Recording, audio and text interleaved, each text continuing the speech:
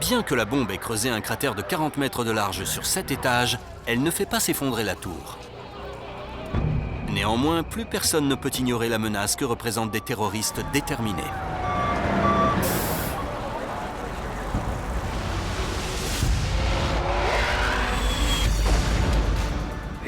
On parle de guerre asymétrique pour définir un conflit entre David et Goliath. Pour terrasser Goliath, David doit être très malin. S'il parvient à faire en sorte que pendant 15 ans, les seuls mots qui sortent de la bouche de Goliath, c'est « David », alors le monde entier va penser que David représente une menace bien plus grande pour Goliath qu'il ne l'est réellement. Le risque d'être victime d'une attaque terroriste aux États-Unis est extrêmement faible. On a plus de chances de se faire tirer dessus par un enfant ou d'avoir un accident de voiture. Le terrorisme est une arme qui a été utilisée au cours de l'histoire pour intimider une population ou changer sa façon de voir les choses.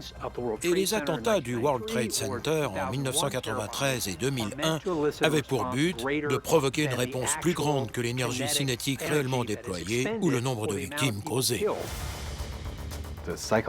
L'impact psychologique du 11 septembre et l'exploitation détestable de cette horreur ont eu un impact énorme, non seulement sur notre état d'esprit et notre niveau de peur des autres, mais aussi sur notre vie politique, le type d'homme que nous choisissons d'élire et notre consentement face à la diminution des libertés publiques.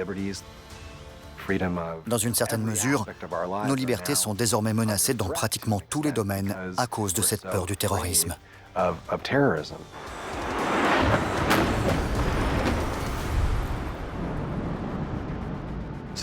Les attentats du 11 septembre 2001 ont marqué le début d'une nouvelle ère stratégique.